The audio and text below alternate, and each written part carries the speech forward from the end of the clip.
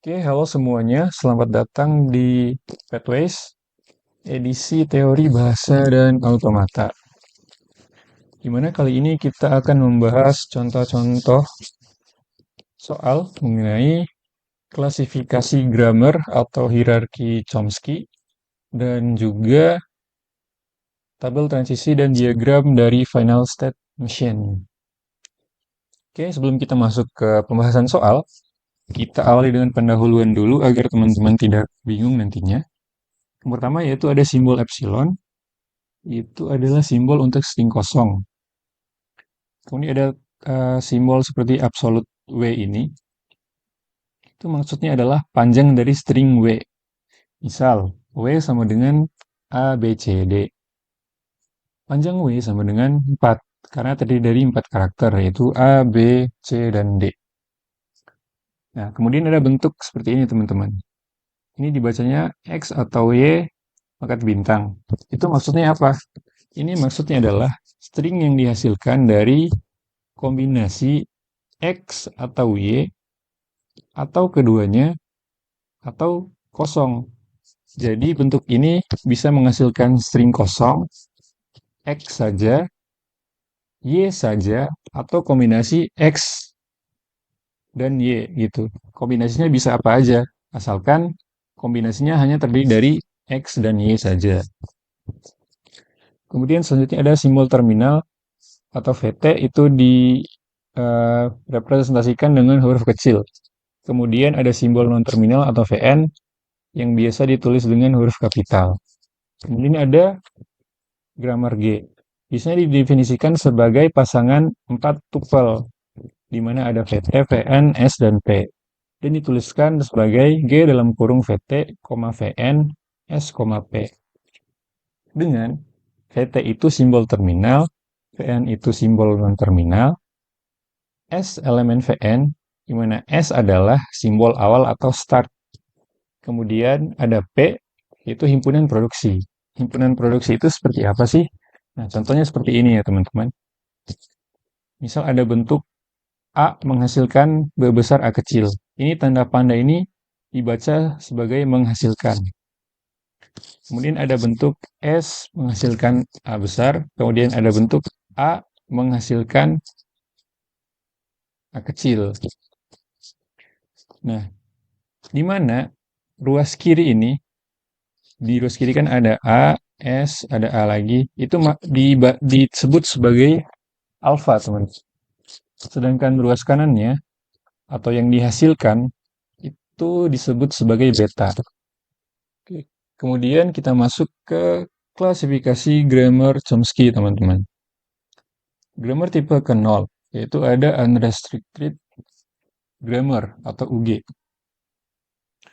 di mana alfa dan beta atau ruas kiri dan ruas kanan itu adalah elemen dari VT atau VN atau kombinasi keduanya. Nah, di mana panjang alfa itu harus lebih dari 0.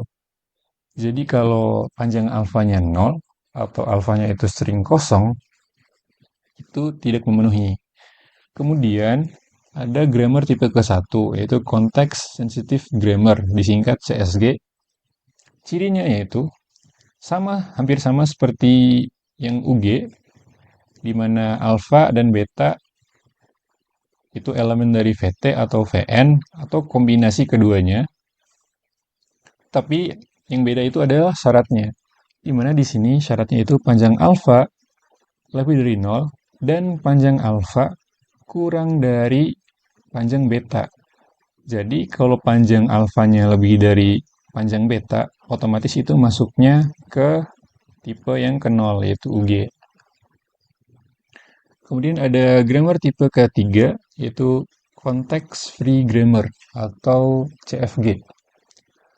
Cirinya yaitu alfanya itu elemen VN. Jadi kalau alfanya elemen VT, ya nggak masuk. Jadi alfanya itu harus elemen VN. Sedangkan betanya itu elemen dari VT atau VN atau kombinasi keduanya. Kemudian yang terakhir ada grammar tipe ketiga, yaitu regular grammar atau disingkat RG, hampir sama seperti CFG, di mana cirinya itu alfa elemen Vn. Cuman di sini syarat dari RG itu lebih spesifik, di mana betanya itu elemen dari Vt atau VTVN, atau betanya juga bisa elemen Vt atau VNVT. Jadi betanya itu harus memenuhi salah satu saja dari eh, dua jenis syarat ini. Antara betanya memenuhi yang ini, Vt atau VTVN, atau betanya memenuhi Vt atau VNVT.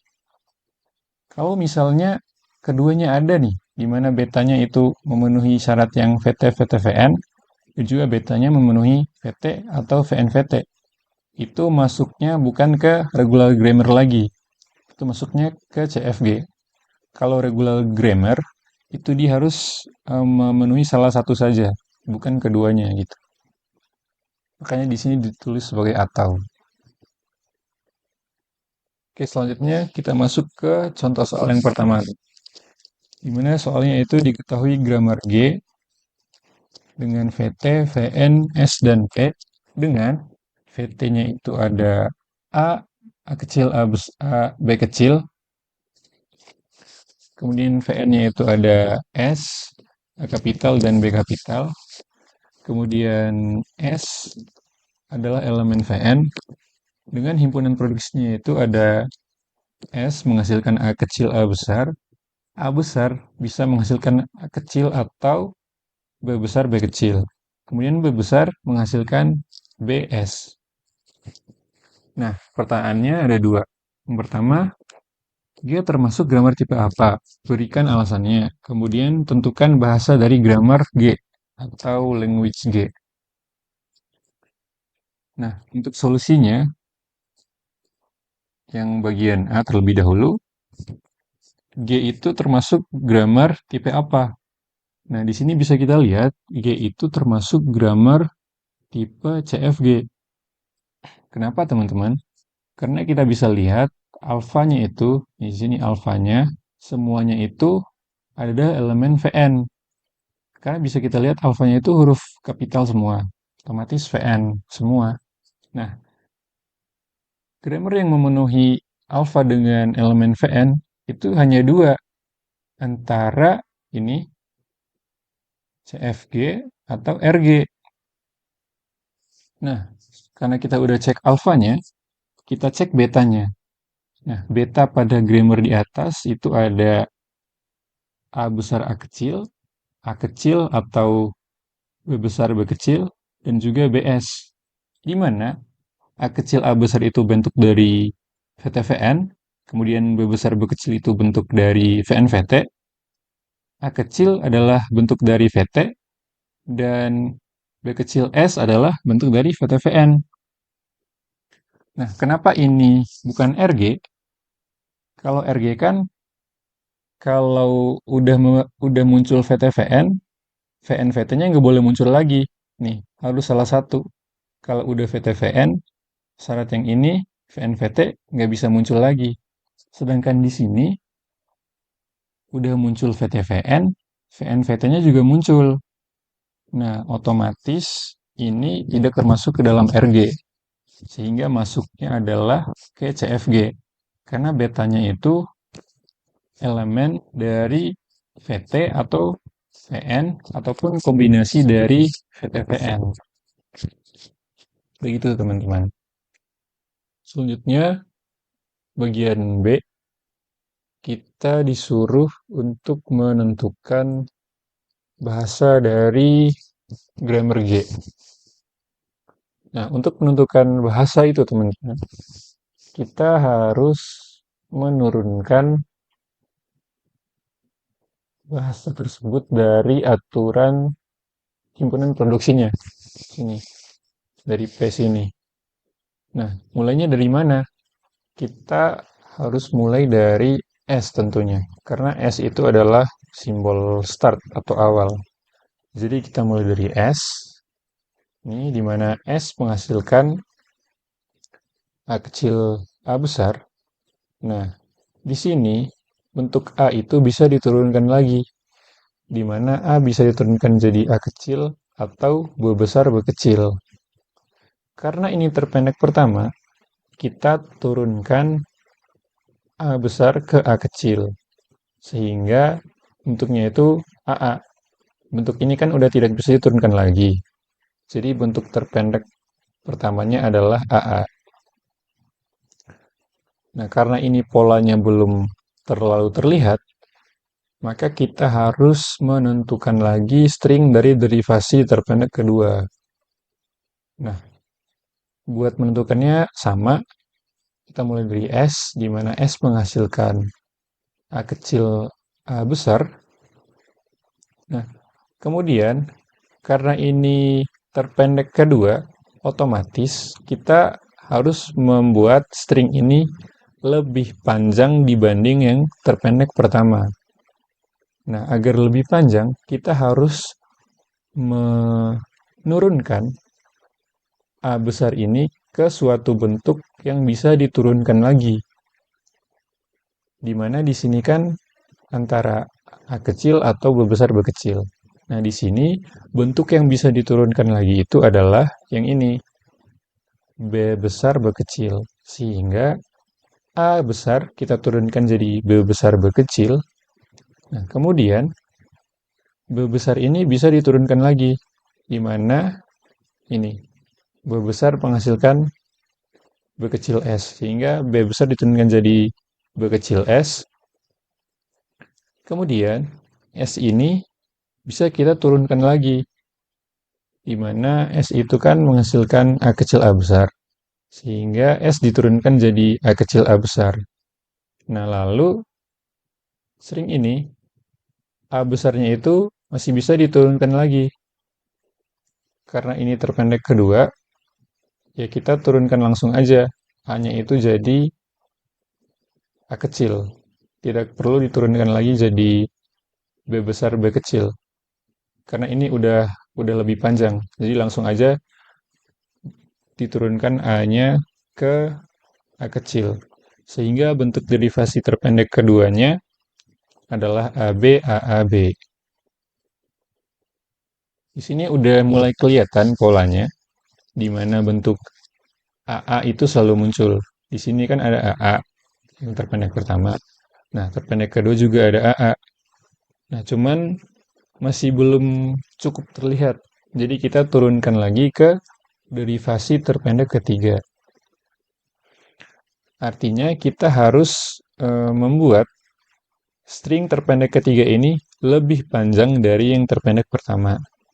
Ya, caranya tinggal kita ambil aja bentuk yang sebelum terakhir ini, AB, A, A besar, B kecil dari derivasi terpendek kedua. Kita ambil bentuknya. Lalu, karena ini kita akan buat lebih panjang, A-nya itu kita turunkan ke suatu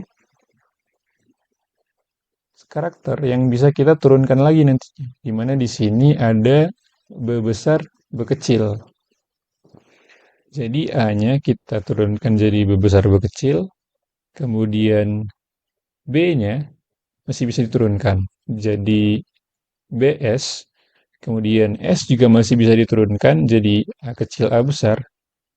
Kemudian karena ini sudah memenuhi, di mana derivasi terpendek ketiga sudah lebih panjang dari derivasi terpendek kedua, jadi A-nya ini tidak perlu diturunkan lagi ke B besar B kecil, diturunkan langsung saja ke A kecil.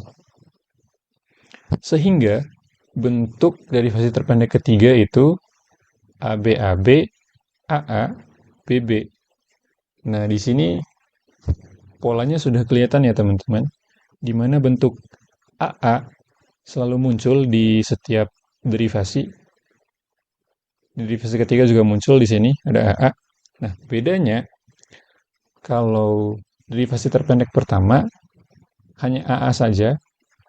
Kalau derivasi terpendek kedua, AA ini diapit oleh AB di awal dan B di akhir. Di mana AB dan B-nya itu muncul satu kali saja, masing-masing satu kali. Kalau yang terpendek ketiga, itu AA, ini AA, diapit oleh bentuk ABAB di awal dan bentuk BB di akhir. Nah, di sini bisa kita lihat AB itu muncul dua kali di awal dan B juga muncul dua kali di awal. Nah, sudah bisa kita lihat polanya di mana AA itu selalu diapit oleh AB di awal dan B di akhir, di mana jumlah AB dan B-nya itu sama. Sehingga bisa kita tentukan bahasanya di mana LG sama dengan AB pangkat N, AA, B pangkat N, di mana N lebih dari sama dengan 0. Kenapa N-nya mulai dari 0, bukan dari 1? Karena kita bisa lihat di sini, derivasi terpendek pertama, AB di awal dan B di akhir itu tidak muncul. Nah, agar AB dan B ini tidak muncul, itu harusnya AB itu pangkat 0, kemudian AA, kemudian B itu pangkat 0. Kan semua yang pangkat 0 itu menghasilkan 1. Nah, di mana kalau dalam penulisan string, 1 itu tidak perlu ditulis. Sehingga agar AB dan B-nya tidak muncul, dipangkatkan saja dengan 0. Seperti itu. Makanya N-nya itu lebih besar sama dengan dari 0, dimulai dari 0. Agar bisa memenuhi derivasi terpendek pertama. Seperti itu.